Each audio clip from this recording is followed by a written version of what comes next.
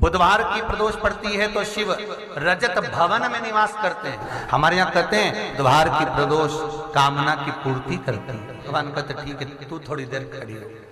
एकादशी सम्मुख खड़ी हुई। पार्वती जी ने जिस अंगुष्ठ का जल पीने के लिए लिया था हाथ में, बस पीने ही वाली थी, शंकर भगवान ने वही हाथ में जल लेकर एकादशी के हाथ में उसको देकर कहा, ले, ये मेरे द्वारा निर्मित एक व्रत है जिसे त्रयोदशी के दिन तूने मांगा है, मैं तुझे देता हूं। आज इस व्रत का फल मैं तुझे प्रदान करता हूं। अब तू जिस जीवात्मा को लेकर जाएगी उसका पाप प्रबल नहीं होगा। किसी स्त्री, पुरुष, बालक, बुजुर्ग जो भी होगा जिसने प्रदोष का व्रत करा होगा, वो जीवात्मा को तू किसी फल की कामना से नहीं, स्वतः ही लेकर चली जाए। उसमें कोई कामना नहीं है। अपने मृत्यु के पहले, अपनी मृत्यु के पहले हो सकता है कि वो मंत्र जाप, वो नाम जाप, वो कीर्तन, वो दान, वो पुण्य, वो कीर्तन, वो भगवान की भक्ति प्राण छूटते छूटते छूटते छूटते समाप्त हो जाए। पर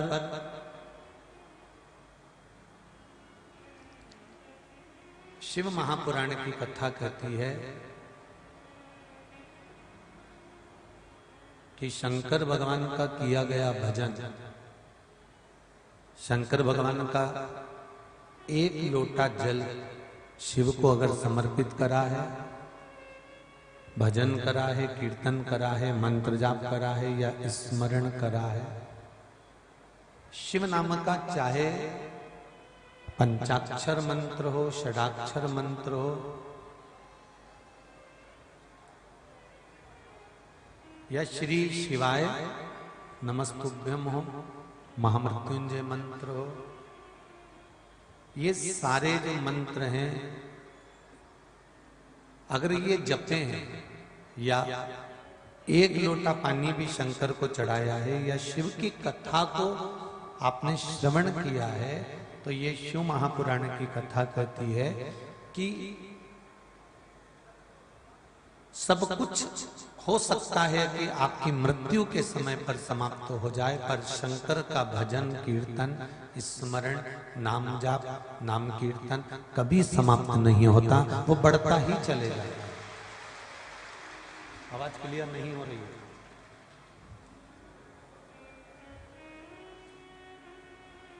आपका मंत्र जाप, आपका कीर्तन, आपका स्मरण, ये बढ़ना है, ये घटना नहीं है।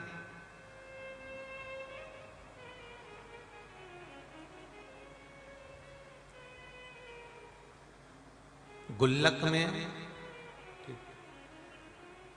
रुपये जमा करते जाओ, बाद में वो गुल्लक का जो धन है ना, वो आपके काम आएगा।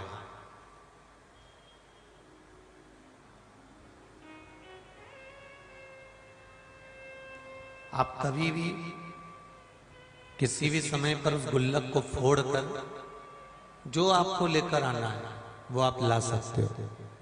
उसी तरह मृत्यु लोक में आने के बाद जो हम भजन करते हैं, दान करते हैं, पुण्य करते हैं, सत्कर्म करते हैं, कीर्तन करते हैं, शिव महापुराण का स्मरण करते हैं, कथा सुनते हैं, भगवत नाम जपते हैं, ये हमारा करा हुआ कीर्तन, मंत्र जाप, ये पुण्य की गुल्लक में भरा कर चले जाता है। और जब हमारा पुण्य की गुल्लक फूटती है तब जाकर जिंदगी में एक बार शिव महापुराण की कथा श्रवण कर पाते हैं।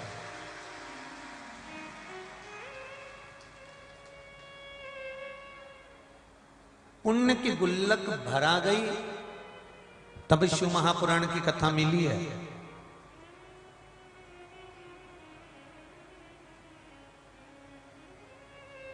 पुण्य की गुल्लक भरा गई तब जाकर गंगा जी का तट मिला। पुण्य की गुल्लक भरा गई तब आप अपने माता पिता की सेवा कर रहे हो। पुण्य की गुल्लक भरा गई तब आप इन दो हाथों से दान कर रहे हो।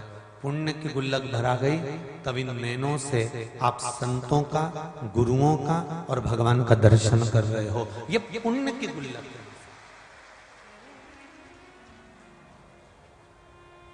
और ये तो 7 दिन का मेला है जी।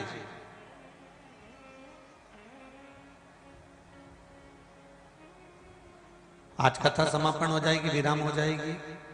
सब अपनी अपनी धर्मशाला को, कमरे को, होटल के रूम को खाली कर कर जाना है।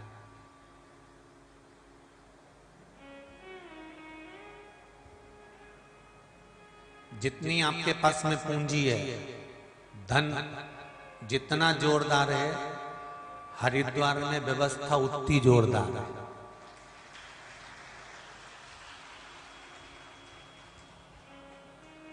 ₹50 का भी गद्दा और रजाई मिल जाएगा, और कहीं पर धर्मशाला में दरी में आप ₹50 में सो सकते हो। बोलो सही है कि गलत है? ₹100 का कमरा भी यहाँ मिल जाएगा।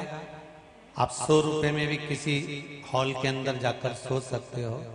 ₹500 का कूलर का रूम भी मिल जाएगा, आप किसी कूलर के रूम में जाकर सो सकते हो। और 5,000 का, 4,000 का, 3,000 का, रोज के हिसाब से 8,000 का भी, और कहीं कहीं तो 15,000, 20,000 का भी रूम मिल जाएगा, जहां बहुत अच्छी अच्छी एसी और अन्य व्यवस्थाएं मिल सकती हैं। कैसे मिलेगा ये सब? है तुम्हारी जेब में 2,000 के नोट की एक गड्डी रख लो और सारी व्यवस्था अपने आप तुम्हारे सामने होती रहेगी।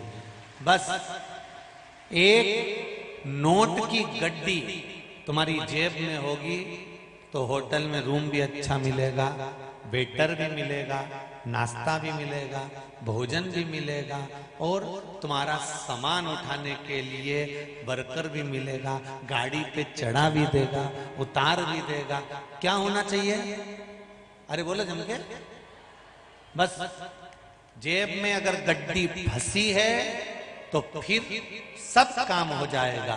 उसी तरह अगर हृदय में शंकर फंसा है तो बैकुंठ का धाम भी मिल जाए। ये जेब में गड्डी और हृदय में शंकर। जेब में अगर गड्डी होगी तो तुम जंगल में भी चले जाओ तो मंगल हो जाएगा। हे जाओ जरा हमारे लिए लेकर आओ, लो ये 2,000 रुपए पकड़ो, पानी की बोतल लेके आओ, चाय लेके आओ, कॉफी लेकर आओ, ये लाओ, वो लाओ। अगर गड्डी जेब में है तो सारा ठाट तुम्हारे सामने होगा। उसी तरह शिव तुम्हारे भीतर है तो सारी दुनिया का ठाट तुम्हारे सामने होगा। तुम्हें घबराना नहीं।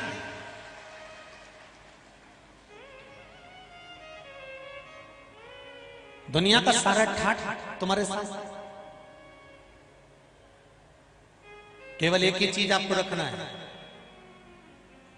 श्री शिवाय नमस्तुभ्यं, श्री शिवाय नमस्तुभ्यं, श्री शिवाय नमस्तुभ्यं। बस शंकर का मंत्र, शिव की कथा, शिव का स्मरण, शिव भक्ति, शंकर का अनुमोदन, यह हमारे भीतर होना चाहिए।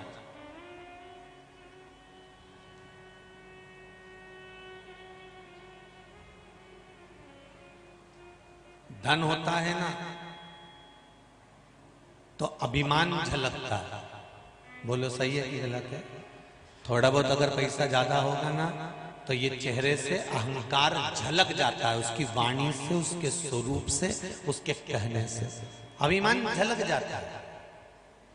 जेब में अगर धन है तो अभिमान झलकता है, हृदय में अगर शंकर है तो भक्ति झलकती है, संस्कार झलकता है, उसका प्रेम, उसकी करुणा, उसकी वात्सल्यता, उसका स्नेह झलकता है।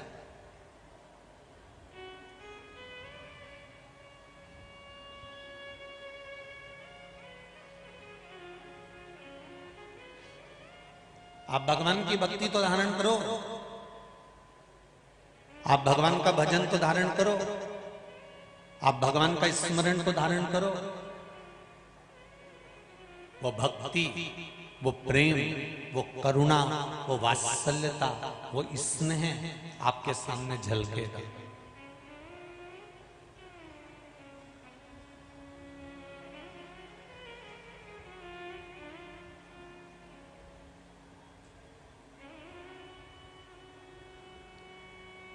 अपने आप झलकने लगे। फिर उसको झलकने में देरी नहीं लगेगी। क्यों? इतने समय से आप शंकर जी की पूजन कर रहे हो, इतने समय से शंकर जी पे जल चढ़ा रहे हो, इतने समय से शिव जी की आराधना कर रहे हो, तो इतने समय से शंकर जी ने आपकी क्यों नहीं सुनी? क्योंकि हम पढ़ भी रहे हैं, एग्जाम दे भी रहे हैं, पर अच्छे नंबर से पास इसलिए नहीं हो पा रहे क्योंकि जिस प्रश्न का उत्तर हम लिख रहे हैं उसको दिल से नहीं लिख रहे। हमने किताब में से पढ़ के आए और उस उत्तर को जैसे सर ने याद दिलाया था, टीचर ने याद दिलाया था कि इसका ऐसा लिख देना, इसका ऐसा लिख देना, बस हमने वो टीचर के कहने पर हमने केवल उतना ही लिखा जितना हमको सिखाया गया था। अलग से हमने उस उत्तर में कुछ भी नहीं लिखा। और एक एग्जाम देकर देखना, एक एग्जाम में बैठकर देखना और दिल से उत्तर देकर देखना, रिजल्ट भी दिल से ही देने वाला देगा। दिल से दे।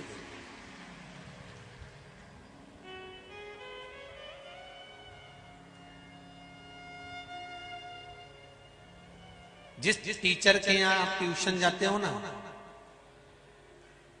जिस टीचर के यहाँ आप ट्यूशन पढ़ने जाते हो, कभी कभी परीक्षा हॉल में उस टीचर की ड्यूटी लग जाती है, तो आपको निर्विघ्नता हो जाती है कि अब मेरे टीचर हैं, मेरे केमिस्ट्री के सर खड़े हैं, प्रोफेसर खड़े हैं, मेरा फिजिक्स का सर खड़ा हुआ है, प्रोफेसर खड़ा हुआ है, मेरा टीचर खड़ा हुआ है, मेरे साथ में, मेरे सम्मुख में वो खड़े हुए।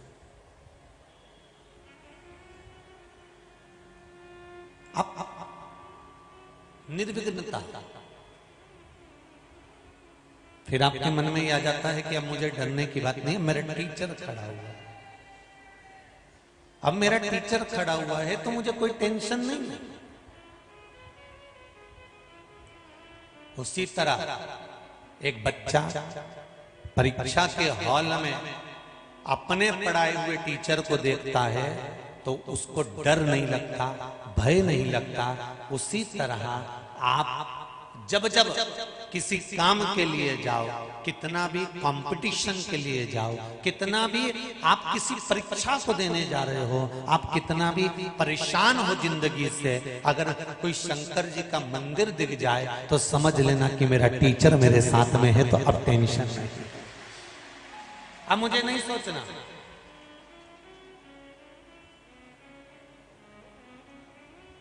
और ट्यूशन पढ़ाने वाला टीचर क्या कहता है? तुझे जो आता है वो लिख दे, पेपर देना तेरा काम है, परीक्षा देना तेरा काम है, एग्जाम देना तेरा काम है। अच्छा पढ़ के जा और एग्जाम अच्छे से देकर, परीक्षा देना, लिखना तेरा काम है। उसके बाद जब एग्जाम दे दे फिर तेरा काम खत्म हो जाता है, फिर टीचर का काम रहता है। और टीचर कहता है कि घबराना नहीं, टीचर कह रहा है घबराए नहीं, टीचर कह रहा है तू पढ़ाई कर, तू लिख, बाकी का टीचर कहता है रिजल्ट बनाना मेरे हाथ में है, फिर मैं जो रिजल्ट बनाऊंगा वो दुनिया देखेगा। तू अपना कर्म करे, तू अपना काम किया जा, तू अपने कर्म में डूबे जा, तू अपना कर्म कर।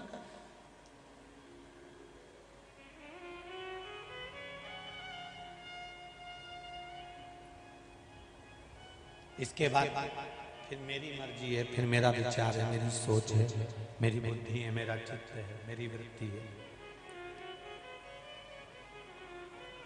बस एक काम जरूर करना है, बुरा कर्म मत करना। किसी का दिल मत दुखाना।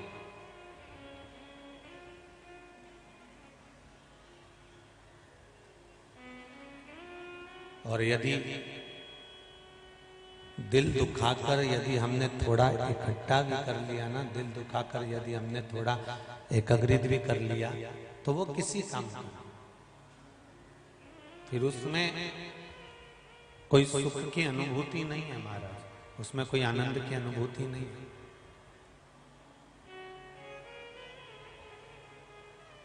मत बुरे कर्म कर बंदे वरना पछताएगा, भगवान की आंखों से तू बच नहीं पाएगा, तू बच नहीं पाएगा। अरे ओ अज्ञानी मत करना दानी, तेरे कर्म का फल भी तू ही पाएगा, तेरे कर्म का फल भी तू ही पाएगा। जैसा किया तूने तेरे आगे आएगा, जैसा किया तूने तेरे आगे आएगा। मत बुरे कर्म कर बंदे वरना पछताएगा, भगवान की आंखों से तू बच नहीं पाएगा, तू बच नहीं पाएगा। ये जिंदगी बड़ी मुश्किल से मिलती है, इसको हमें व्यर्थ नहीं गंवाना।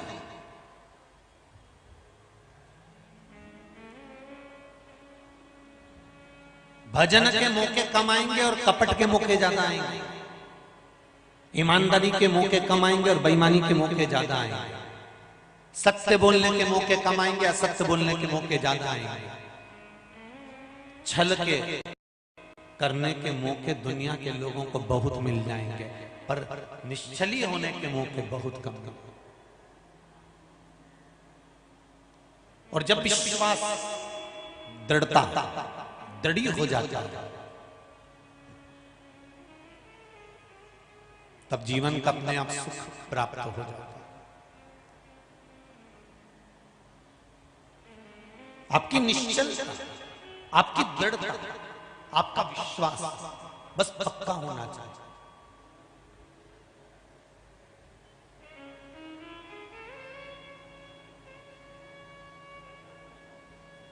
मैंने तेरे ही भरोसे ओ बाबा, तेरे ही भरोसे हवा विच उड़ती जावागी, बाबा डोर हथो छड़ी नाम कटी जावागी। आपने दिल से उसको रिझाया तो उसने दिल से दिया, आपके भजन का फल आपको मिल गया।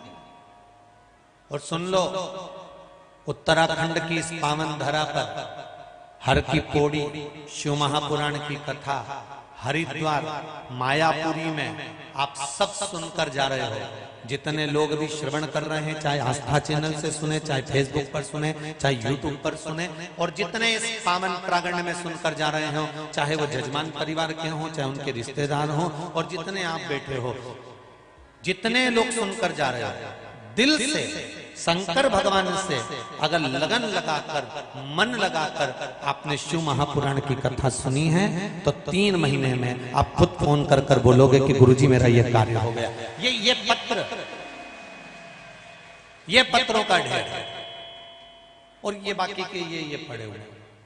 ये कोई सहज नहीं कि हमने कहा और आपने लिख दिया। आपका प्रेम है, आपके ऊपर जो शिव ने कृपा करी है, आपने जो शंकर जी की भक्ति करी, और उस भक्ति में जो विश्वास जागृत हुआ है, उस भक्ति में जो बल जागृत हुआ है, उस भक्ति के बल से प्राप्त हुआ है। मीराबाई भी तुम्हारे जैसी थी, कर्माबाई भी तुम्हारे जैसी थी, नामदेव जी भी तुम्हारे जैसे थे, रामकृष्ण परमहंस भी तुम्हारे जैसे थे, संत तुकाराम भी तुम्हारे जैसे थे, चैतन्य महाप्रभु भी तुम्हारे जैसे थे, स्वामी विवेकानंद भी तुम्हारे जैसे थे, रामकृष्ण परमहंस जी भी तुम्हारे जैसे थे, कर्माबाई, मीराबाई, ये जितने जितने भक्त हुए सब अपने जैसे ही तो थे। बस उनने करा क्या? उनने क्या करा, भगवान कृष्ण की मूर्ति को मीराबाई ने पत्थर की नहीं माना, लकड़ी की नहीं माना, उसमें भगवान गिरधर को देखती थी। कर्मा ठाकुर जी में अपने गोपाला को देखती थी। संत तुकाराम हरि विठल में नारायण को देखते थे। तो आपसे भी तो वही कर रहे हैं कि आप भी मीरा, आप भी कर्मा, आप भी तुकाराम, आप भी रामकृष्ण परमहंस, आप भी स्वामी विवेकानंद हो। हमें और उनमें कोई अंतर नहीं है, बस उन्होंने विश्वास पक्का कर लिया था, इसलिए भगवान उनको दर्शन देने आते थे। और हम विश्वास का डोल जाते हैं, इसलिए भगवान नहीं मिलता। तुम विश्वास पक्का करना, भरोसा प्रबल करना सीख जाओ कि मुझे तारेगा तो शंकर और मारेगा तो शंकर, फिर देखो शिव साथ ले, फिर शिव साथ ले, तारेगा भी शिव और मारेगा भी शिव।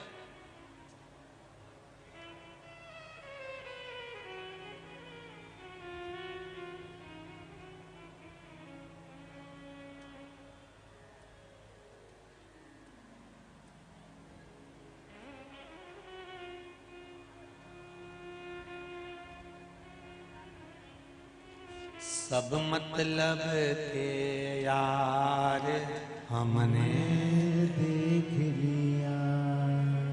देख लिया संसार हमने देख लिया, झूठे नाते झूठे रिश्ते झूठा है संसार हमने देख लिया। पक्का एक शिव है।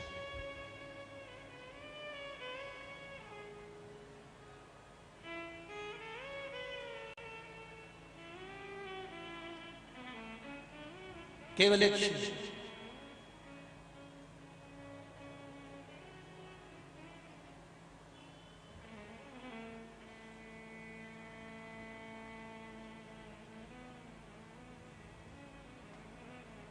भोलेनाथ दया करना मैं तेरे भरोसे हूँ। हे बाबा, दुनिया में मुझे किसी का भरोसा नहीं, किसी का विश्वास नहीं। कब कौन धोखा दे जाए, कब कौन आपको धक्का दे जाए, इसका कोई भरोसा नहीं है। पर एक बात याद रखना, दुनिया के लोग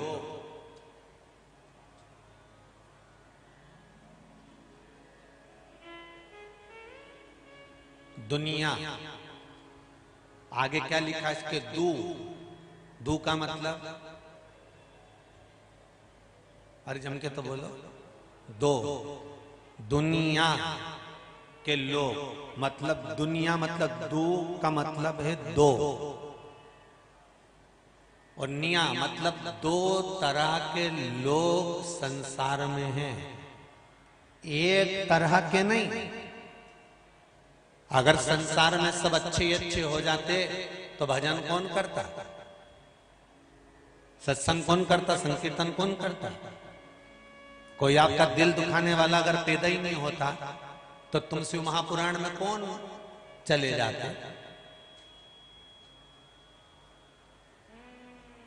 सबको बैकुंठ मिल रहा होता तो यहां गंगा नहाने कौन आता? दुनिया दो तरह के लोगों से बनी है, अच्छे और बुरे।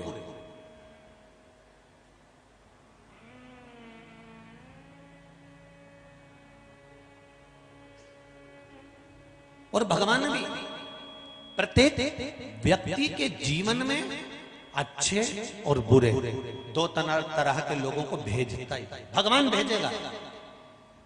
अगर परमात्मा ने आपको जन्म दिया है तो ऐसा कोई मनुष्य पैदा नहीं हुआ जिसकी जिंदगी में भगवान ने एक बार संभलने का मौका नहीं दिया। आप संभल गए तो ठीक।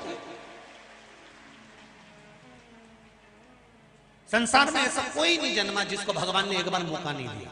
अच्छे भी मिलेंगे, बुरे भी मिलेंगे, पर दुनिया के कई लोग ऐसे हैं, अच्छी जगह पर नौकरी मिल रही हो, अच्छी जगह पर काम मिल रहा हो, अच्छी जगह पर कार्य कर रहे हो, सत्संग से लगे हुए हो, दान धर्म में लगे हुए हो, पुण्य में लगे हुए हो, सत्कर्म में लगे हुए हो, कोई गुरु जन की, संत जन की, गौशाला आदि भगवत स्मरण की सेवा में लगे हुए हो, और वहां पर मालूम पड़े तुम्हारा मन नहीं लगा और तुम वहां से हटकर दूसरी जगह चले गए, फिर व्यसन में डूब गए, दोस्त मिल गए, गलत संगति मिल गई, आड़े टेढ़े मिल गए, अपशब्द कहने लगे, ताने देने लगे और उन्होंने तुम्हें बर्बाद कर दिया। पर भगवान एक मौका प्रत्येक मनुष्य को देता है कि मैं तुझे अच्छी जगह पर भेज रहा हूं, अच्छी जगह पर लगा रहा हूं, सत्संग में लगा रहा हूं, तुझे शिव महापुराण में लगा रहा हूं, तुझे भजन में लगा रहा हूं, उतनी देर तू सेवा में लग जा।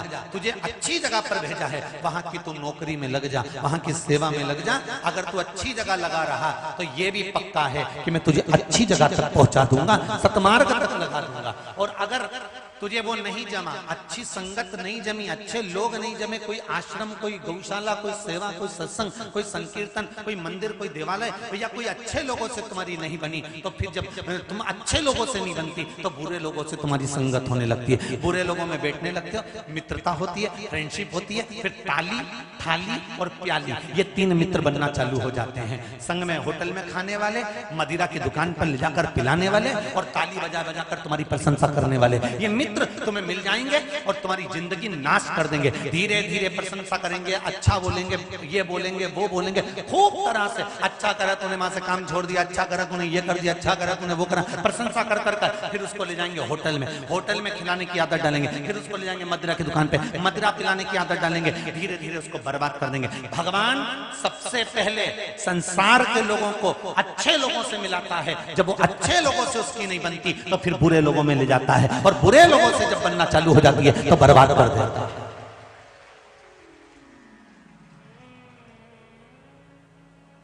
ये जितने नवयुवक हैं, जितनी बेटियां, जितने बेटे कथा सुन रहे हैं, इनसे निवेदन करूंगा,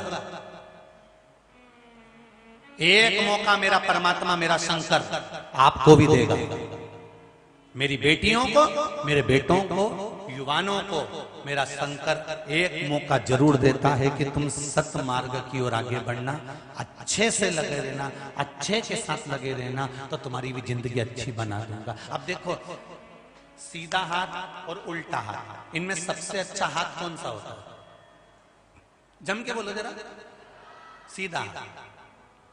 एक बार ये उल्टे हाथ को बड़ा बुरा लगा, इसने कहा हमारा तो कोई काम ही नहीं है, दान करो तो इससे, पुण्य करो तो इससे, भजन करो तो इससे, सत्संग करो तो इससे, है भगवान का श्रृंगार करो तो इससे। फिर भगवान ने हमको पैदा ही क्यों करा? ये उल्टा हाथ एक दिन भगवान विष्णु के पास पहुंच गया कि हमारा जब काम ही नहीं है तो तुमने हमें पैदा क्यों करा? हमारा हाथ काट दो, हमें उल्टे हाथ से कोई मतलब ही नहीं है, सब सीधे हाथ से करना है, सब काम सीधा सीधा करना है। तो फिर इसका मतलब क्या? इसका क्या करूं मैं? लोग मुझसे नफरत करते, पूजन करने बैठते तो पंडित जी बोलते उल्टे हाथ से मत करना, मंदिर जाओ शंकर जी को जल चढ़ाना तो क्या उल्टे हाथ से मत चढ़ाना, कोई भी काम करो तो क्या उल्टा काम मत करना। मैं इतना बुरा हूं तो मैं क्या करूं तुम बताओ?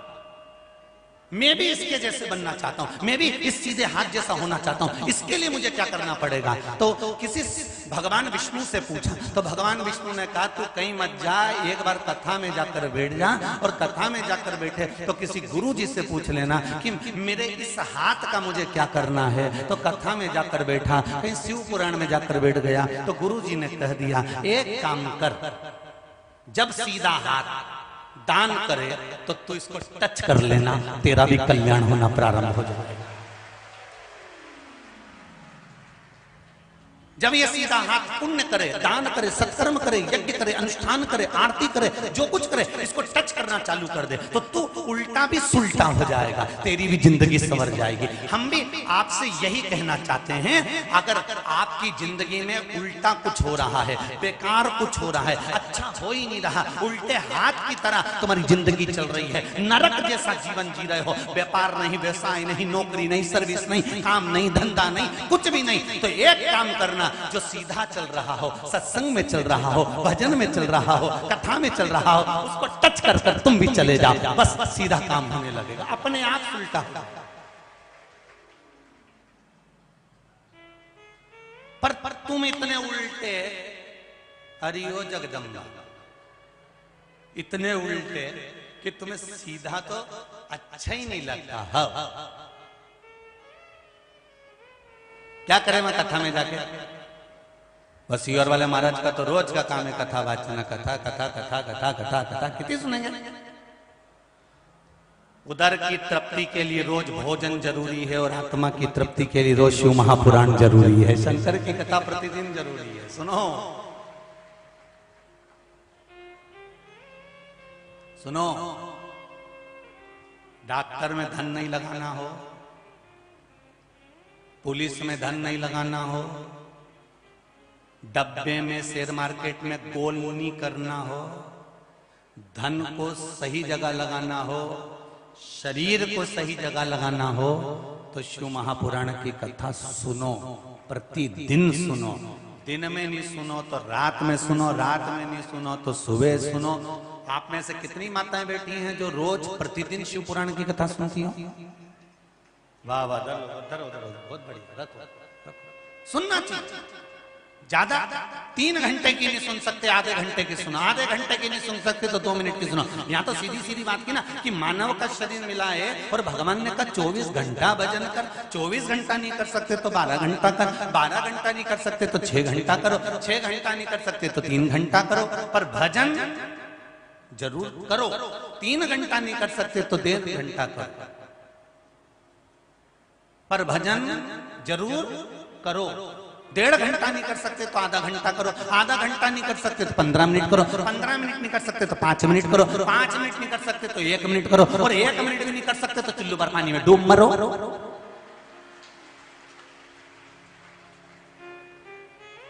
इतना बड़ा मनुष्य का शरीर दिया भजन करने के लिए और 1 मिनट भी निकाला।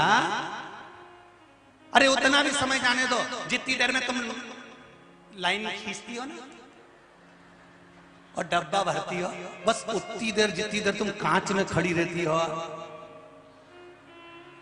लाइन खींच के डब्बा भरो। वो जो 2 धागे से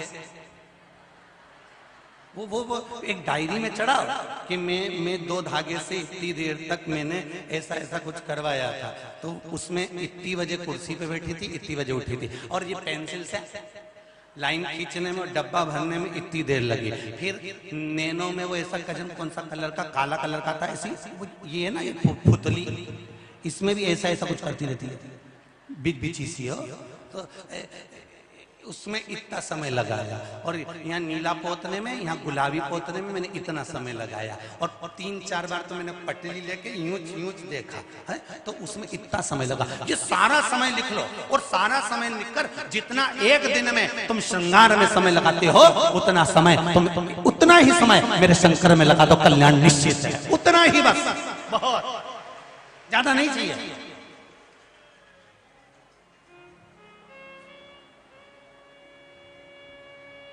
क्या विचार है? अरे बोलो तो। अरे भाई, जाओगे चाहे आप जाओ, चाहे कोई भी जाए, कोई भी, चाहे हम जाएं आप जाए, जाने वाला तो सबको जाना है एक दिन, पर सब तिजोरी का माल तिजोरी में, अलमारी का अलमारी में, और सब पड़ा रह जाना है, सब पड़ा,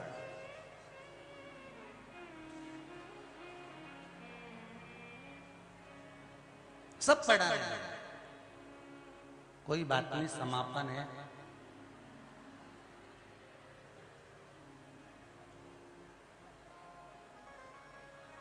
स्क्रीन नहीं चल रही, वहां की एलईडी चालू करवाई, लेफ्ट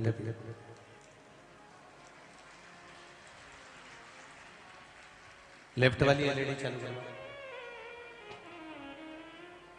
शिव कृपा हो, शंकर का भजन हो, स्मरण जितना दे सकते हो दो मेरे शिष्य।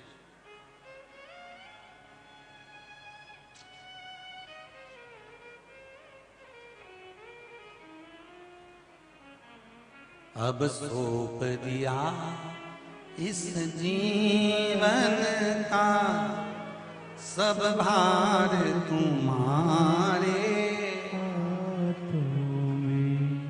हे हार तुम्हारे हाथों में और जीत तुम्हारे हाथों में। जो जग में रहूं तो ऐसे रहूं जो जल में कमल का फूल रहे।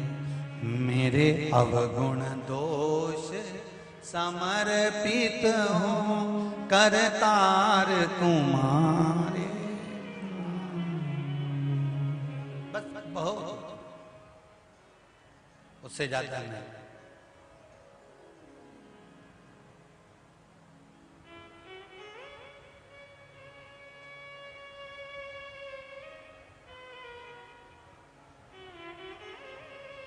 महाराज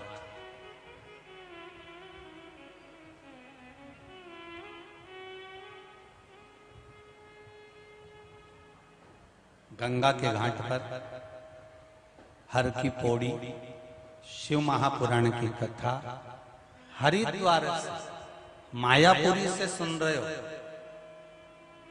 गंगा मैया के जल से कुछ सीख कर जाना, ऊपर से बहकर आती है, कलकत्ता तक जाती है। पूरे जल में कहीं पर भी नहा लेना, स्नान कर लेना, ठंडा ही पानी मिलेगा, शीतल ही मिलेगा। भले कलकत्ता में जाकर नहा, भले उत्तर प्रदेश में कहीं जाकर नहा लो, शीतल ही मिलेगा, ठंडा ही मिलेगा।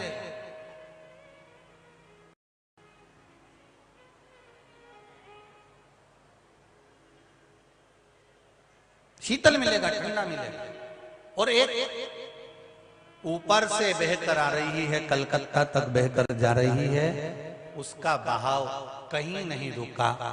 दुनिया के लोगों ने डैम बना बना कर भी रोकना चाहा, तो भी वो पास में से निकलकर चली गई, पर रुकी नहीं है। उसी तरह गंगा जैसी शीतलता अपने मस्तिष्क में रखो और कर्म के प्रति दौड़ते रहो, उसमें रुकना नहीं है। फल तो परमात्मा दे ही देगा। आप कर्म करते हो, फल तो देगा।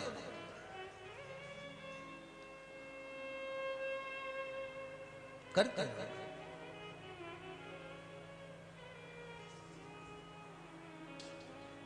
महाराज भगवान शिव की कृपा करुणा, भगवान शंकर की कृपा हो, शीतलता हो एक मस्तिष्क में,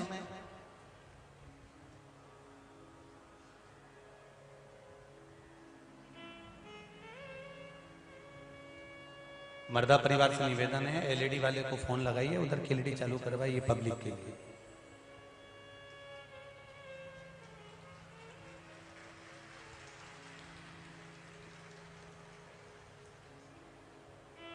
शीतलता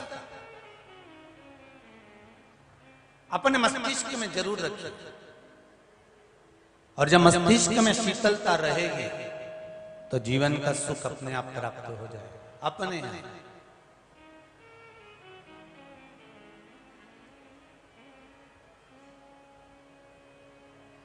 महाराज शिव पुराण कह रही है, भगवान देवाधिदेव महादेव के नेत्र बंद करने पर एक बालक ने जन्म लिया जिसका नाम अंधकासुर था। उस अंधकासुर को उठाकर समुद्र में फेंक दिया। हिरण्याक्ष ने गोदी में झेल लिया, हिरण्याक्ष ने गोदी में झेला, और वो बालक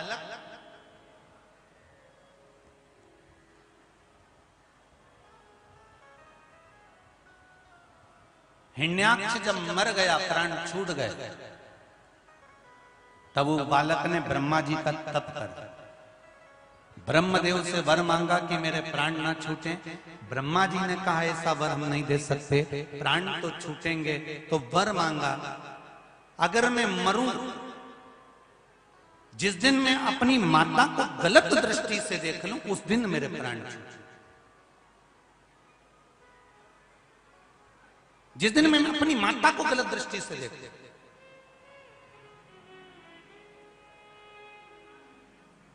शिव महापुराण की कथा कहती है केवल एक माता से मतलब नहीं है। शिव महापुराण की कथा कहती है जिस भूमि पर हमने जन्म लिया है यह भी भारत माता है।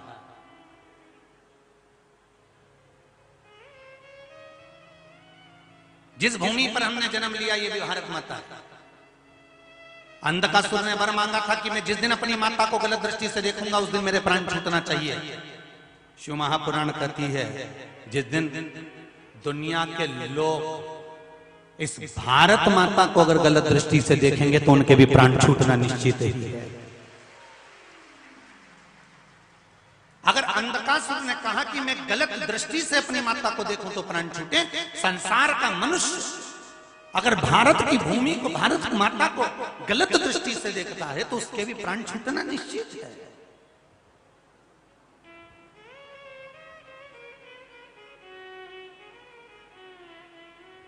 एक भजन, एक कीर्तन, एक स्मरण, एक मंत्र जाप, एक नाम जाप, एक आपके द्वारा किया गया दान पुण्य स्मरण, भगवत स्मरण, शिव नाम, भगवान की भक्ति, ये आपके सम्मुख में आती जरूर है, मिलती है। एक पत्र में लिखा है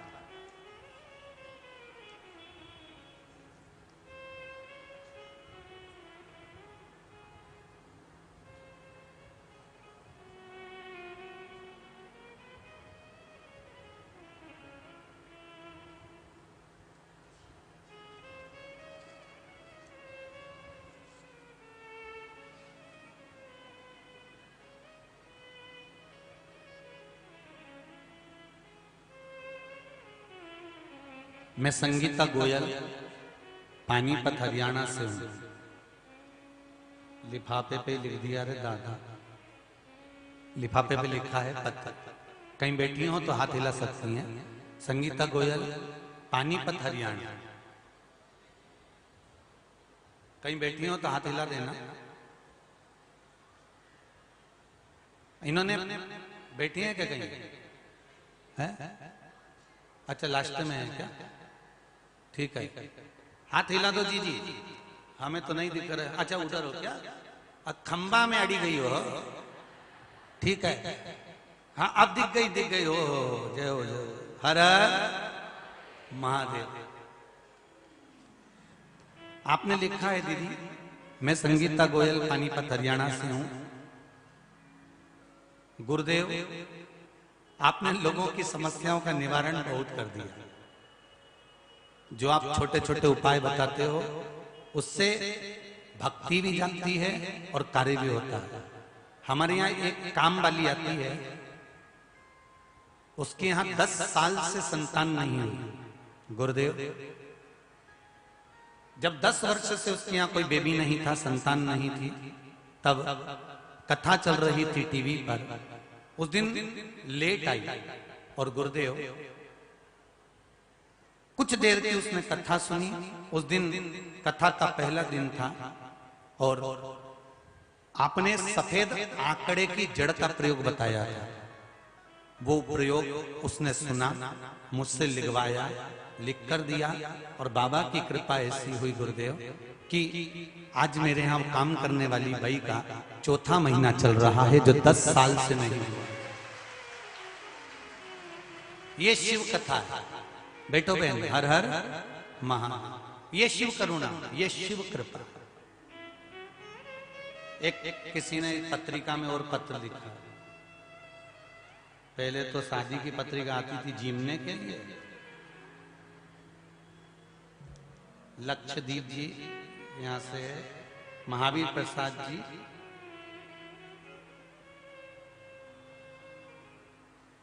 लीना भारती जी हैं मुजफ्फरनगर से। कहीं बैठी हैं? लीना भारती जी मुजफ्फरनगर से। आप ही हैं? ये आप ही ने भेजा है? बहुत जोरदार है जी, बहुत जोरदार। ठीक है, इसमें लिखा है गुरुदेव 6 महीने से मेरा लेफ्ट का हैंड बहुत तकलीफ में था। सारे डॉक्टरों को दिखा लिया था पर उसमें आराम नहीं थी। रात रात भर सोने भी नहीं पाती थी, सब कुछ कराया पर आराम नहीं लगा। तब शिव महापुराण की कथा मोबाइल पर सुन ली और उसमें एक चावल का दाना चढ़ाकर जल चढ़ाकर उस जल का आचमन करना था। वो उपाय करा, आज मैं 90% ठीक हो गई और कथा में बैठकर कथा श्रवण कर रही। ये शिव कृपा। बैठिए दीदी, बैठिए। हर हर महादेव। शिव कृपा होती ही ऐसे, उसमें कोई छल नहीं है। आप जब चाहें एक लोटा पानी शंकर जी के मंदिर में जाएं और शिव के मंदिर में जाकर चढ़ा सकते हैं। अब अच्छा, कई लोग पूछते हैं गुरुजी शंकर जी के मंदिर में पानी चढ़ाने का, जल चढ़ाने का समय क्या होना चाहिए? वैसे तो अब अगर पूछें तो मंदिर के जो पंडित जी होते हैं, ब्राह्मण जन होते हैं, उन्होंने एक नियम बना दिया कि ये समय पर जल मत चढ़ाओ या इस समय पर जल चढ़ाओ। पर शंकर जी के लिए शिव महापुराण में, स्कंद पुराण में, लिंग पुराण में, पद्म पुराण में, अग्नि पुराण में, नर्मदा पुराण में कहीं पर भी ये नहीं लिखा कि शंकर जी को इस समय जल नहीं चढ़ना चाहिए, क्योंकि शंकर तुम्हारे घर के माता और पिता हैं, पृथ्वी का देव है, महादेव। और बच्चे को कब दुख आ जाता है, कब बाप के पास जाना पड़ जाए, कोई समय निश्चित नहीं। माता पिता के पास जाने का समय निश्चित नहीं होता कि कौन माँ ऐसी बैठी है इस पंडाल में, कौन माता आस्था चैनल पर ऐसी कथा सुन रही है और कौन माता ऐसी है जो मोबाइल पर कथा सुनकर ये कहती है अपनी औलाद से कि मेरे कमरे में आना तो सुबह बस 9 बजे तक आना, उसके बाद मेरे कमरे में कोई मेरा बेटा बेटी नहीं आएगा। है कोई माँ ऐसी, कोई माता बेटी ऐसी जो अपने बच्चे से कह दे? कोई बाप अपने बेटे से कह दे ऐसा कि सुन मेरे कमरे में मेरी गोद में आना तो केवल 9:15 पर आना, 20 मिनट का है तो उतार दूंगा? है कोई पिता ऐसा? मेरे पास आना तो केवल 10 बजे तक आना, 11 बजे तक आना, इसके बाद मत आना। कोई माँ बाप अपने बच्चे को अपने कमरे में आने के लिए मना नहीं करते। रात भर बेटा, बहू, परिवार के लोग अपना कमरा भले बंद कर सो जाएं, पर घर के बुजुर्ग घर का बड़ा कमरा खोल कर सोता है कि बच्चों को कब जरूरत पड़े। घर का बुजुर्ग घर का बड़ा कमरा खोल कर सोता है, इसलिए घर के बुजुर्ग ज्यादा कमरे में नहीं रहते, वो तो हॉल में बैठे रहते हैं, सोफे पे बैठे रहते हैं, हॉल में बैठकर टीवी देखते रहते हैं, हॉल में बैठकर अगर उनको कुछ खाना है हॉल में, कहीं काम करना है हॉल में, वो रसोई घर में भी जाना पसंद नहीं करते। घर के बुजुर्ग वो तो कहते बेटा लिया हॉल में, टीवी में कथा रही महाराज की, मैं यहीं सुन लूंगी, मैं यहीं खा लूंगी, और जाना ही पसंद नहीं करते, हॉल छोड़ते ही नहीं है। क्यों? क्योंकि यहाँ बेटी भी आएगी, बेटा भी आएगा, रिश्तेदार भी आएंगे, बड़ी बहू के रिश्तेदार, छोटी बहू के रिश्तेदार, नातेदार, कुटुंबी, कबीला, बहन, मौसा, मौसी, मामा, काका, सब हाल में आएंगे, तो मुझे यही अच्छा लगता है, मुझे कमरा नहीं भाता। उसी तरह मेरा देव अधिदेव महादेव घर का वो बुजुर्ग है जिसके लिए कोई समय नहीं, तुम्हारा मन पड़े तब चले शंकर के मंदिर में। हाँ, मंदिरों में अब पहले सारे मंदिरों का नियम था, मंदिरों में दरवाजे भी होते थे, केवल एक ही मंदिर तो था जिसमें दरवाजे नहीं होते थे। शंकर के मंदिर में ना तो कपट है ना पट है। शिव के मंदिर में ना कपट होता था ना पट होता। पट मतलब दरवाजा भी नहीं होता था और कपट भी नहीं होती थी। वो तो आराम से ओट ले पाए। अभी तुम गंगा के घाट पर जाओ, सारे मंदिरों में जाना, सब अच्छे अच्छे कपड़े पहन के भगवान बैठे होंगे, मंदिर का दरवाजा बंद होगा, उन पे तुम एक लोटा पानी चढ़ा के बता, चढ़ाओगे? वो पंडित जी को देखा, गंगा की 60 डुबकी लगवा देगा। क्यों तूने राम जी पे पानी चढ़ा दिया, देवी जी पानी चढ़ा दिया, इतनी अच्छी ड्रेस खराब कर दी, तूने ये कर दिया। और वही गंगा के घाट पर, घाट के ऊपर शंकर जी आराम से शिवलिंग रखा हुआ है, आराम से। तू जब नहाए तब भरना, दिन में नहाए तो दिन में, रात में नहाए तो रात में। तू जब गंगा नहाए तब एक लोटा पानी उंडेल के चल जा। शंकर जी के मंदिर में कोई पट नहीं, उनको कोई कपट नहीं, उनको कोई झंझट नहीं। वो तो अब नियम हो गया कि इतनी बजे तक पानी चढ़ा, इतनी बजे तक जल चला, इतनी बड़े अभिषेक मत करना, इतनी बजे ये मत करना। शंकर के अनुष्ठान, शंकर की पूजन, शिव का स्मरण तुम्हें जब याद करना हो अपने माँ बाप को तब कर लो, वो आएगा, तुम्हारा कार्य सफल कर जाएगा। उसको याद।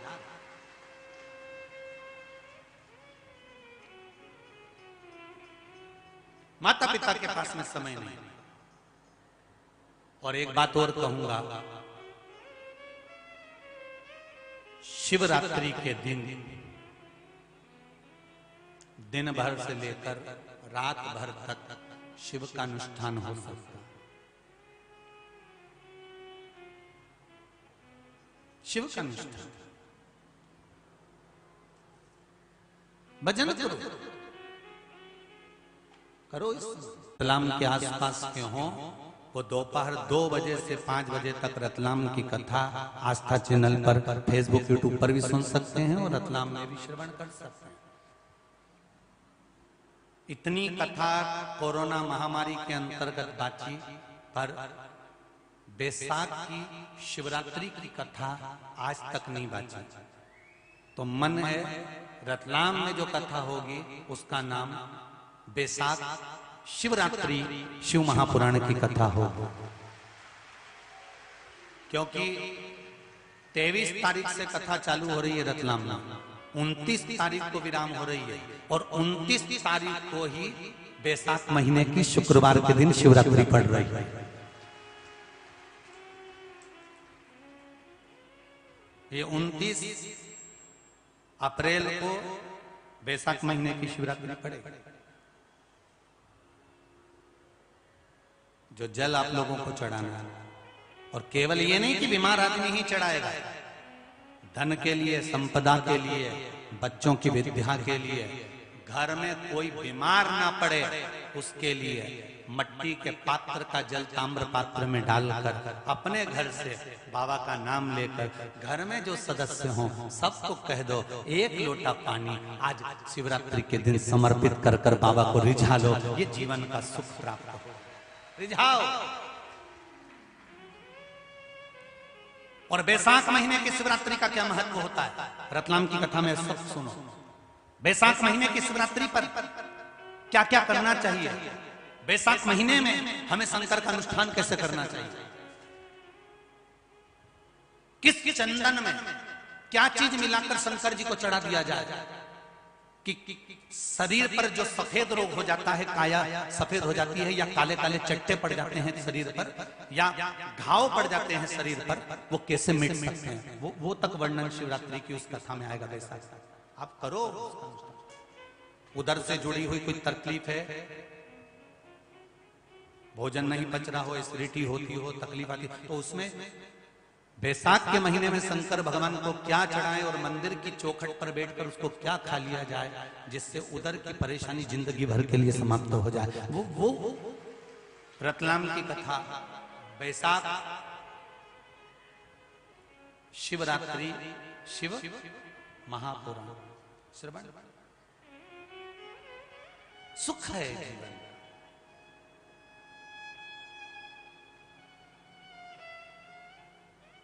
शुक्रवार के दिन 29 अप्रैल को बैसाख महीने की शिवरात्रि पड़ेगी। 1 लोटा पानी शिव जी को,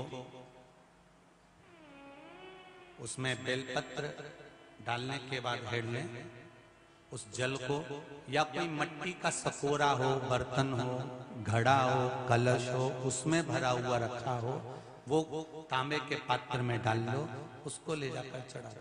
और एक और चीज का ध्यान रखना,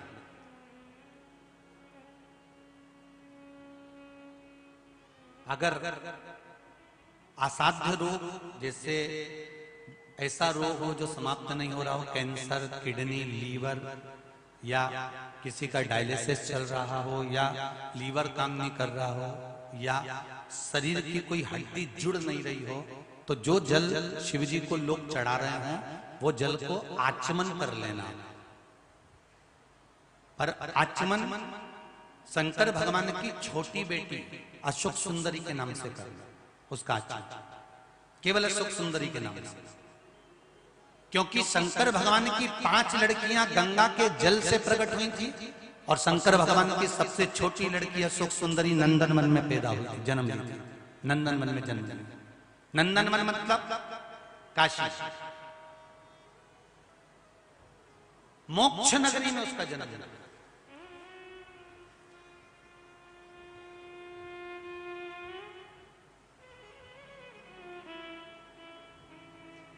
घर के छोटे बच्चों को भी बोलो, बड़ों को भी बोलो, बुजुर्गों को भी बोलो, चलो एक लोटा पानी चढ़ा के आते हैं, चलो। अब किसी ने पूछा, गुरुजी आपने कहा इतनी बजे से इतनी बजे तक चढ़ाना चाहिए। देखिए कई मंदिरों में पुजारी जनों ने, ब्राह्मणों ने ऐसा नियम बना लिया कि हम इतनी बजे जल नहीं चढ़ाने देंगे या इतनी बजे जल नहीं चढ़ाना, तो उसके लिए सहज है, अगर वो नहीं चढ़ाने देते तो आप समय के अनुसार चले जाओ। परंतु मेरी शिव कथा तो शिव महापुराण तो कहती है कि शंकर के दरवाजे पर पट नहीं होता, शिव हमेशा अलमस्त होकर बैठा रहता है, जब आओ जब चढ़ाओ। पर अगर कहीं नियम बन गए हैं मंदिरों में तो उसको बना कर रखो, उन नियमों को हमें समाप्त नहीं करना। अगर बन गए हैं तो बनाओ, सुबह जल्दी चले पर चढ़ा शिव मंदिर। भगवान शिव की कथा कर रही है, शंकर का अनुमोदन। मैं मरूं ना, उसके लिए अंधकासुर ने मांगा, मेरे प्राण ना छूटे, वो अंधकासुर का है। पर वर ऐसा मांग लिया कि जिस दिन मैं अपनी माता को गलत दृष्टि से देखूं उस दिन प्राण छूटे। आज अंधकासुर ने कह दिया कि कोई कन्या जिसके साथ मैं विवाह करना चाहता हूं, बड़ी सुंदर कोई हो तो बताओ। देवता गंधर्व सब ने देखो तो कहा जो सबसे सुंदर थी वो हिमालय राज की पुत्री पार्वती जी थी, और उनका विवाह तो शिव जी के साथ हो गया। उनका विवाह भगवान शंकर के साथ हो गया। अब कोई नहीं कहा, एक काम करता हूं, मैं शिव जी की धर्म पत्नी बन गई तो क्या हुआ, मैं उसको लेकर आऊंगा। चले अंधकासुर। श्री शिवाय नमस्तुभ्यं, श्री शिवाय नमस्तुभ्यं, श्री शिवाय नमस्तुभ्यं, श्री शिवाय नमस्तुभ्यं। भगवान देवाधिदेव महादेव जा रहे, कहीं पार्वती मैया बैठी हुई थी।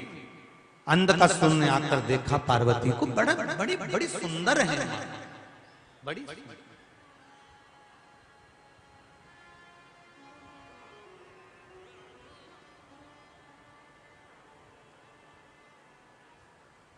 देखिए माता के चेहरे पर, पिता के चेहरे पर जो तेज होता है वो उसके कर्म और भक्ति का होता है। कथा में पहले कहा था, आज फिर कह रहे, क्रीम की चमक कुछ दिन की, कुछ महीने की होती है, पर अच्छे कर्म की चमक जिंदगी भर की होती है, आपके जीवन भर रहेगी।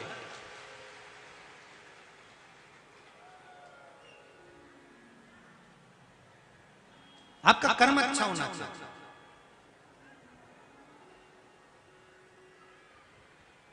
और यदि कर्म अच्छा है, यदि कर्म अच्छा है तो फिर चेहरा आपका चमकता ही रहेगा। अच्छे कर्म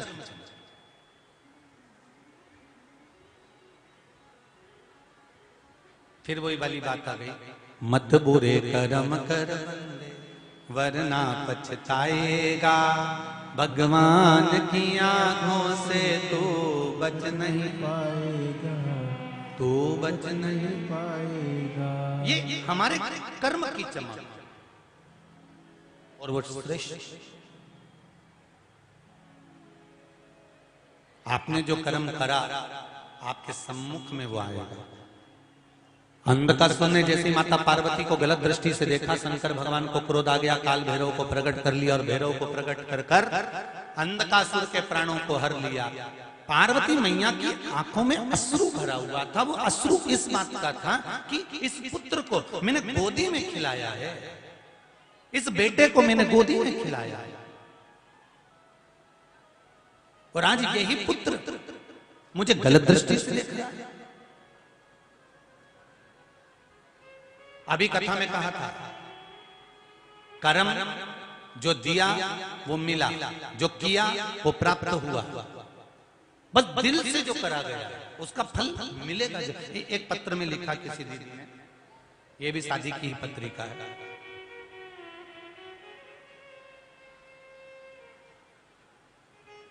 इन्होंने लिखा है, गुरुदेव मुझे कैमरे के सामने मत खड़ा करना, आपकी बहुत कृपा होगी। खड़े मत होना, पर पत्र लिखा है उसको सुनिए।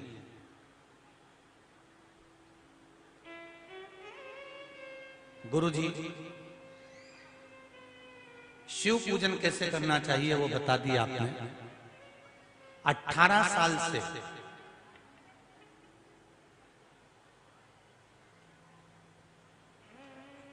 एक एलर्जी शरीर में, गुरुदेव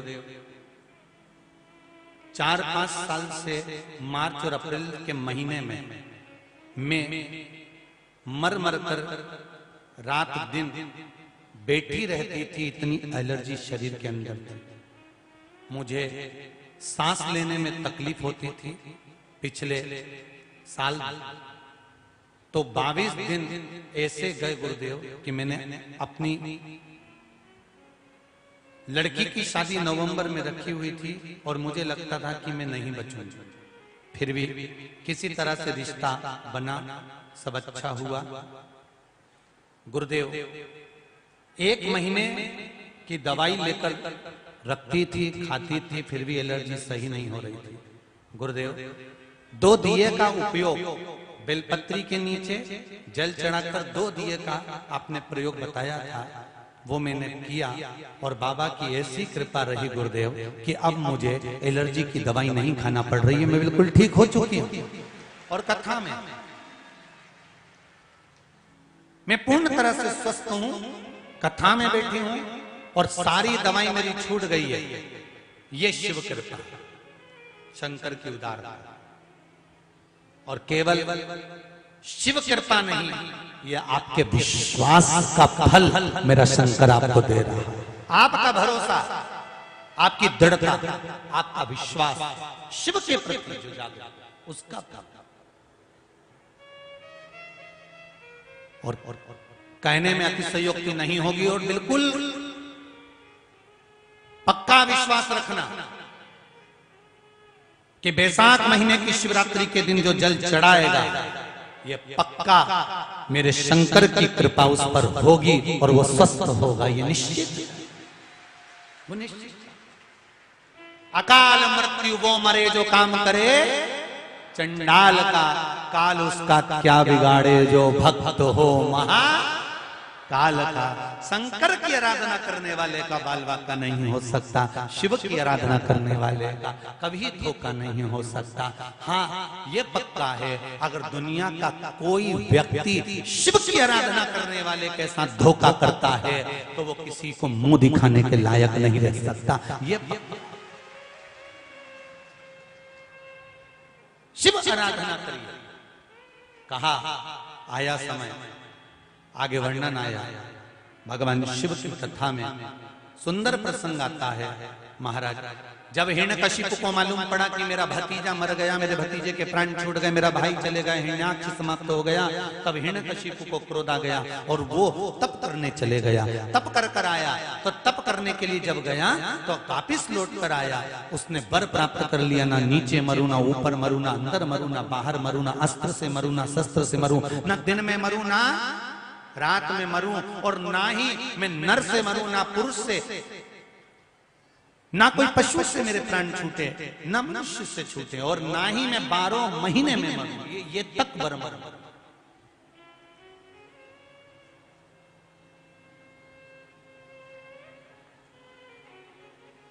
ये तक वर मरूं।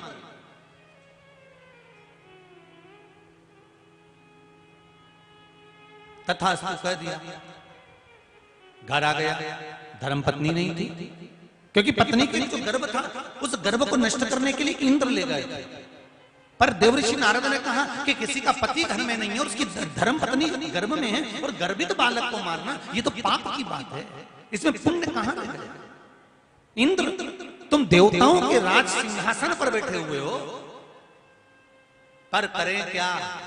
रामचरितमानस में एक बड़ी सुंदर लाइन लिखी है, ऊंच निवास नीच तरतुति देख न सकहि पराई विभूति। रामचरितमानस में बड़ी सुंदर बात लिखी है कि ऊंचे पद पर बैठने के बाद, ऊंचे औहदे पर बैठने के बाद, ऊंची गादी पर बैठने के बाद भी किसी किसी के मन में किसी के प्रति भेदभाव उत्पन्न हो जाता।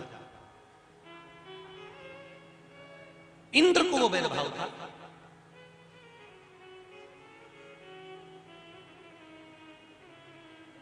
और इंद्र को वो भेदभाव जब था तो इंद्र ने सोचा कि इसकी पत्नी गर्भ से है, संतान होगी, वो भी राक्षस होगी, इसको मार देता हूं। तो समझाया देवऋषि नारद ने, कोई संत होता, कोई साधु, कोई सन्यासी, कोई तपस्वी, कोई साधक, कोई उपासक, कोई भक्त ही होगा जो आपको समझा सकता है।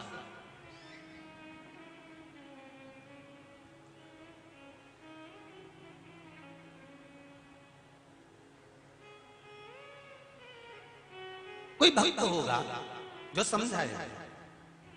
कभी कभी धर्म पत्नी भी पति को समझा देती है और कभी कभी पति भी धर्म पत्नी को समझा देते हैं, ये गलत हो रहा है, ये सही हो रहा है। और एक बात अपनी जिंदगी में याद रखो, दिमाग कहे वो कभी नहीं करना, दिल कहे वो सब कर देना। दिल की मान, हृदय की, चित्त की, वृत्ति की। मन में अगर शिव बैठा हुआ है, हृदय में अगर शंकर बैठा हुआ है, तो वो गलत नहीं करने देगा। पर उसके लिए आपको एक काम करना पड़ेगा कि अपना सर्वस्व भगवान को मानना पड़ेगा। कि जैसे मीराबाई कहती थी ना, मेरो तो, अरे जम के तो बोलो, गिरधर गोपाल। हाँ, ऐसे बोलते रिया करो। हाँ, जिसके पति का नाम गिरधर हो तो मत बोलो, उसमें कोई दिक्कत वाली बात नहीं है, हो जाता है कभी कभी। एक बार हम लोग इंदौर कथा करने गए, वहां हमने आरती गा दी, जय जगदीश। अरे अब मन है ये तो कभी भी गा दो। हमने कथा में ही आरती गा दी, जय जगदीश हरे। पास में एक अम्मा आरती उतार रही थी, अभी तक खड़े होकर रोज शंकर जी की आरती गाती थी। आज हमने जैसे ही जगदीश की गाई तो उसने नी गाई। अब नी गाई तो हमारा मन दुखा, तो हमने बाद में पूछ लिया, क्यों री माँ? हम बोल रहे जय जगदीश हरे, तू बोल रही कल्लू के पिताजी हरे। ये कोई तरीका होता? अरे गुरुजी मैं उनका नाम कैसे ले सकती हूँ? मैंने कहा तुम्हारे पति का नाम जगदीश है। तो हमने कहा ठीक है, फिर तो ठीक है, कोई बात नहीं। अब पहले का समय था ना, अब आज का समय हो तो आज के समय में तो लोग बहुए इतनी होशियार, तुरंत चिल्ला के कह देती है, ए बलवीर इधर आ। बेचारा तुरंत, और वो भी बेचारा आके खड़ा हो तो हाथ जोड़ के बोल जगदम्बा। उसको भी घबराहट होने लगती, क्या मतलब क्या बोलने वाली गया।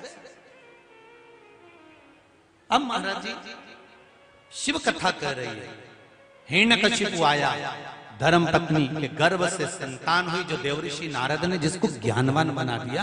गर्भ का ज्ञान इतना प्रबल ज्ञान दिया कि वो बालक कहीं डोलता ही नहीं, कहीं ढीता ही नहीं।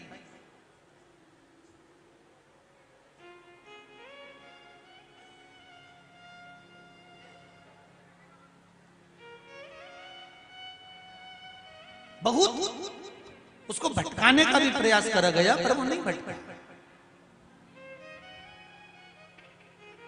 नीन लड़े गिरधारी से मैं उनकी हो गई, मेरे मन में नहीं है धीर, सखीरी वृंदावन जाऊंगी। ये नयन कृष्ण में लग गए, ये नयन शिव में लग गए, ये नयन अवधपुरी राम में लग गए, ये नयन गंगा जी में लग गए। फिर चित्त कैसे रहे, मन कैसे मान? अरे कितनी दूर दूर से आए हो आप लोग कथा सुनने के लिए।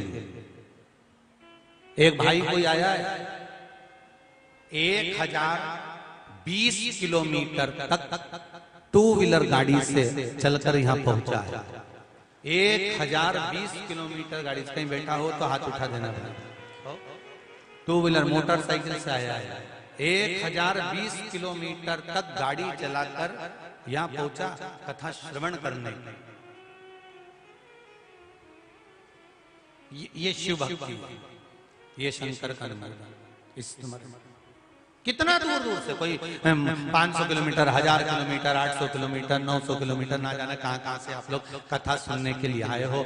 तपती हुई धूप, गर्मी, चिलचिलाती हुई गर्मी, और उसके साथ में आप बैठकर भगवान शिव की कथा का रसपान इतनी शीतलता और इतनी शांति से श्रवण कर रहे हो कि हमको तो ऐसा लग रहा है कि आपके भीतर जो हिमालय की ठंडक है, शंकर जी के भीतर की जो ठंडक है, वो आपके दिल में आकर बैठ गई है। और शिव स्वयं कथा, शिव स्वयं शंकर, कथा कराने वाला शिव, कथा वाचने वाला शिव, और कथा सुनने वाला भी शिव है, कोई दूसरा है। अभी दिनेश जी कह रहे थे, गुरुजी, बाबूजी का मन बड़ा प्रसन्न है कि मैंने सोचा था कथा होगी, रहते होगी, नहीं होगी, पर जीते जी शिव महापुराण की कथा हो गई। दिनेश जी बोल रहे थे कि बाबूजी का मन बड़ा प्रसन्न हो गया कि मेरे सम्मुख में मैंने शंकर का गुणगान कर लिया। अब ये जीवन है ना है, ये अपने हाथ, ये तो शिव जाने, पर स्मरण हो भजन। शंभो शरणे पड़ी, मांगू घड़ी रे घड़ी, दुख काटो, दया करी न दर्शन आपो। आप अगर शिव की भक्ति में लगे हो तो शंकर साथ आता। हिरण्यकशिपु ने प्रहलाद को पानी में डाल दिया, नहीं मरा। पर्वत से फेंक दिया, नहीं मरा। अग्नि में पटक दिया, नहीं मरा।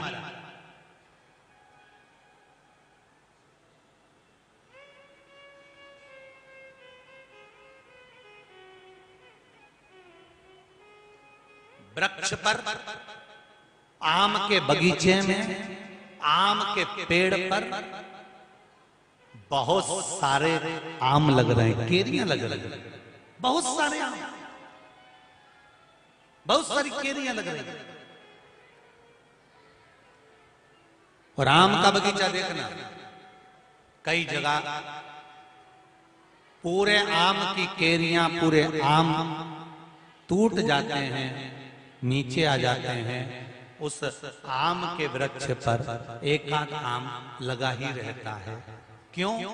भगवान ये दिखाना चाहता है कि देख, जिसको मैं रखता हूं उसे कोई दूसरा चख नहीं सकता है, क्योंकि मैंने रखा है उसे।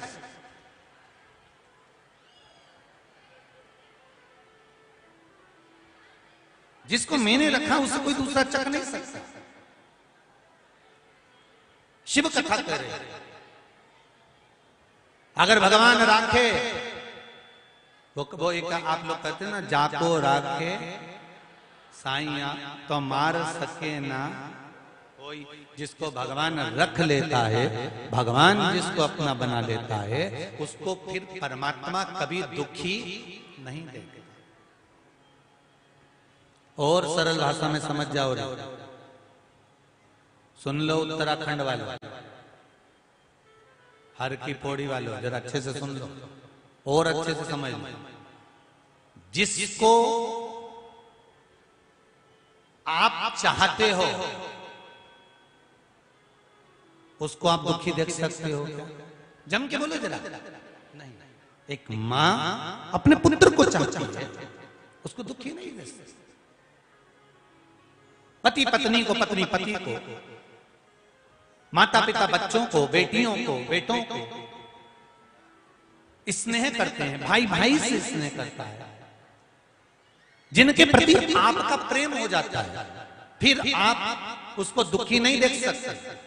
अगर उसका मोबाइल भी खराब हो गया ना तो तुम तुरंत कह देते ले 5,000 रुपए दूसरा लिया, ले 10,000 रुपए दूसरा लिया, मैं तेरे को 5,000 रुपए दे दूंगा, तेरे खाते में डलवा दूंगा, तू ले लेना। मतलब प्रेम है तो आपने उसको मोबाइल भी दिला दिया, प्रेम है तो आपने उसको गिफ्ट भी दिला दिया, प्रेम है तुम बाजार में घुमाने लगे तो उसको कपड़े भी दिला दिए, प्रेम है तो आपने सब कुछ दिया। शिव महापुराण की कथा भी यही कहती है, एक प्रेम एक बार अगर हो जाता है तो प्रेमी उसको कुछ ना कुछ दिलाता रहता है। उसी तरह आप और हमारा प्रेम शंकर भगवान से हो जाता है तो शंकर भी कुछ ना कुछ तो देते ही रहता है, खाली नहीं छोड़। बस स्नेह चाहिए, प्रेम। निर्मल मन सो मोहि पाव, मोहि छल छिद्र कपट ना भावा। भगवान को ये सब अच्छा नहीं लगता, इसलिए कह देते हैं कि मुझे ये ठीक नहीं लगता। मुझे तो एक ही चीज अच्छी लगती है, तेरा निर्मल मन, भोलापन।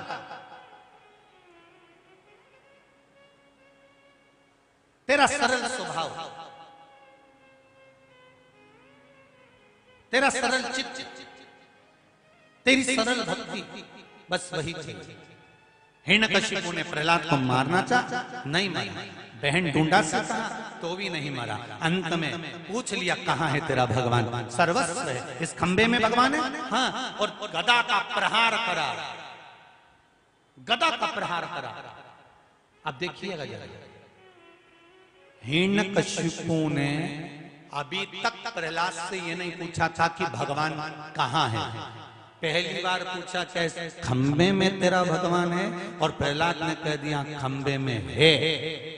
मतलब हिरण्यकशिपु के दिल में बैठ गया कि खंबे में भगवान है, मतलब विश्वास पक्का हो गया, और विश्वास पक्का हो गया इसलिए नरसिंह भगवान प्रकट हो गए। विश्वास पक्का।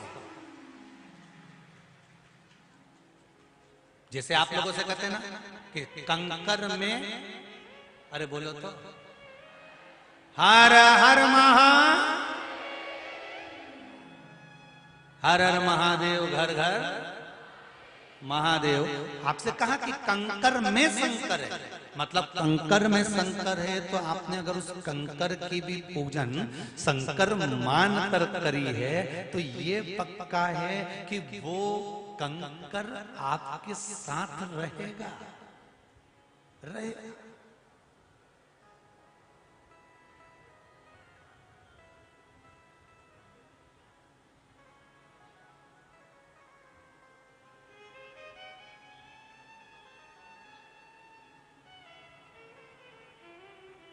याद करो, सीता जी विवाह कर कर पहली बार आई अयोध्या। कौशल्या जी ने कहा सीता, घर की बहू कोई मीठा पकवान बनाती है, जाओ बनाओ। सीता जी ने खीर बनाई,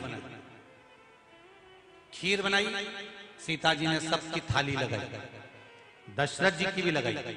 दशरथ जी भोजन करने बैठे, खीर में एक तिनका गिर गया। तिनका गिरा, सीता जी ने देख लिया कि इसमें कचरा गिर गया।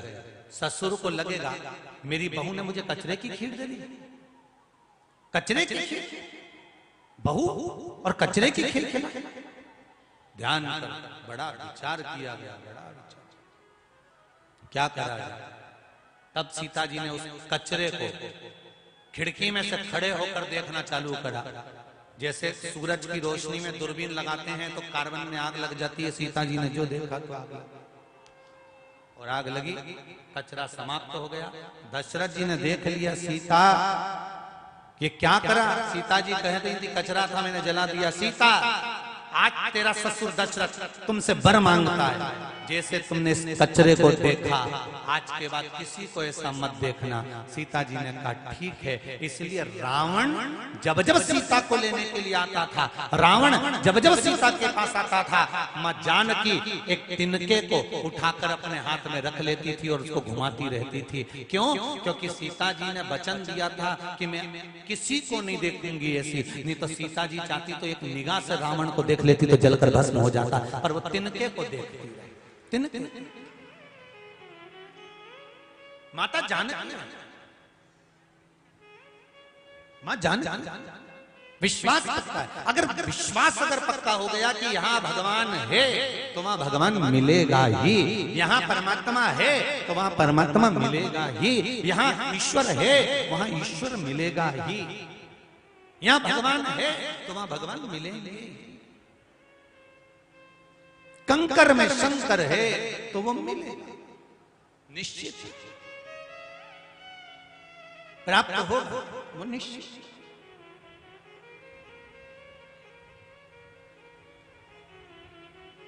हमारे बीच में योग ऋषि स्वामी रामदेव जी महाराज जी पधार रहे हैं। एक बार जोरदार ताली बजाकर स्वागत करें।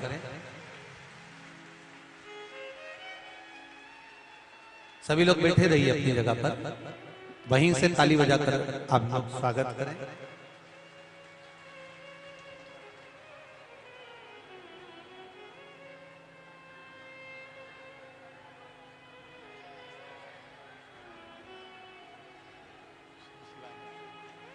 एक बार जोरदार ताली बजा।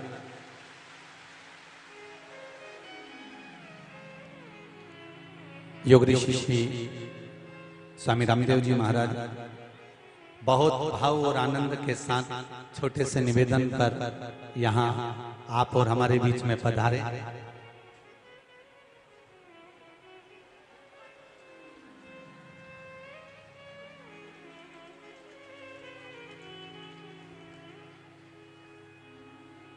आदरणीय स्वामी जी और आयुर्वेद मनीषी आचार्य श्री बालकृष्ण जी महाराज योग आयुर्वेद एवं स्वदेशी के माध्यम से संपूर्ण भारत की भूमि पर ही नहीं, देश और विदेश में भी जन जागरण का कार्य कर रहे हैं। और सबसे बड़ी प्रसन्नता है इस जन जागरण के माध्यम से, आयुर्वेद के माध्यम से वैदिक सनातन संस्कृति को घर घर तक सनातन धर्म को जगाने के लिए नित्य प्रति जनमानस को प्रेरित कर रहे हैं। एक बार जोरदार ताली बजाएं। बहुत बहुत साधुवाद। और एक चीज स्वामी जी ने अभी कुछ ही समय में प्रारंभ करी है, मैं उसके लिए भी साधुवाद दूंगा। पूरे जितने भी श्रोता भाई बहन आस्था चैनल से, फेसबुक, यूट्यूब से और देश विदेश में बैठकर इस कथा को सुन रहे हैं, आदरणीय स्वामी जी ने भारतीय, जैसे सीबीएसई का एक क्रम होता है उसी तरह भारतीय शिक्षा बोर्ड के माध्यम से हमारे सनातन धर्म की और वैदिक धर्म की जो शिक्षा है उसके लिए भी अग्रसरता प्रदान करी। बहुत बहुत साधुवाद। एक बार जोरदार ताली बजाएं आदरणीय स्वामी जी के लिए। और मर्दा परिवार से कहूंगा स्वामी जी का स्वागत करें। बोल काशी विश्वनाथ भगवान की शंभो शरणे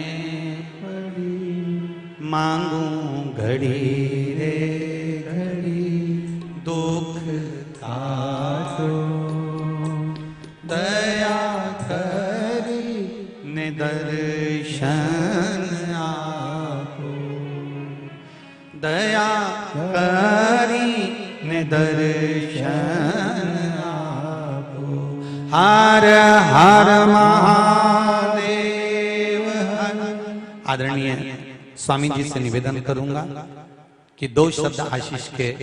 संपूर्ण दूर दूर से यहाँ भगत लोग आए हुए हैं, बहुत दूर दूर से यहाँ पहुंचे हैं। आशीर्वाद वचन आदरणीय संत शिरोमणि स्वामी जी महाराज के अपन को प्राप्त हो, ये बात का आनंद के साथ एक बार ताली बजाकर स्वामी जी को माइक देता हूँ।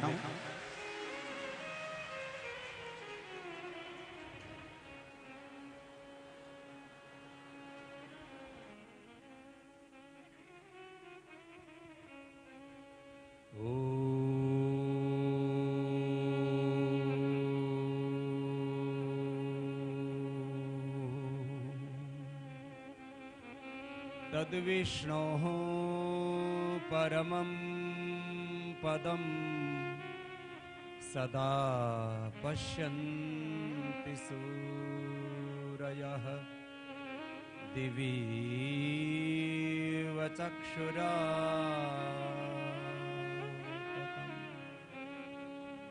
ॐ त्वं हीनः पिता वसो त्वं माता शतक्रतो बभूविथा अधाते सुम्नमीमहे ॐ शान्ति शान्ति शान्तिः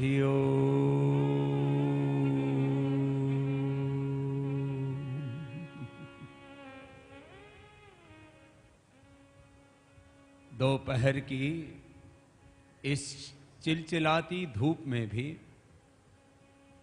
आप इतनी श्रद्धा से, इतनी भक्ति से, निष्ठा से योग का, धर्म का, अध्यात्म का जो मूल है वो शरणागति है। और आप यहाँ अपने वेद संस्कृति, ऋषि संस्कृति, अपनी सनातन संस्कृति के प्रति अखंड निष्ठा रखते हुए यहाँ इस छोटी सी जगह में इतनी बड़ी संख्या में, मुझे लगता है ये कोरोना काल की हरिद्वार की सबसे बड़ी कथा है। शायद पिछले 2 वर्षों में इतने श्रद्धालु, एक कुंभ का अवसर था, उस समय फिर एक अलग तरह का वातावरण निर्मित हो गया। वो तो एक महाकुंभ, तो एक हमारी सनातन संस्कृति का अलग गौरव है। लेकिन मैं हरिद्वार में रहता हूं, यद्यपि मैं हरिद्वार में बहुत कम आ पाता हूं क्योंकि मैं सुबह 4 बजे से लेकर रात को 10 बजे तक अपने योग धर्म, अपने सेवा धर्म, अपने ऋषि धर्म, अपने सनातन धर्म की सेवा में ही लगा रहता हूं और कोई ध्येय नहीं। लेकिन आज प्रभात में हमारे परमात्मीय जो मैं पता नहीं पहले कभी मिला कि नहीं मिला, मुझे कोई स्मरण विशेष नहीं है। मुझे बहुत दिनों से हमारे आस्था के सीईओ हैं भाई प्रमोद जोशी जी कह रहे थे कि एक बार आप जरूर कथा में आएं।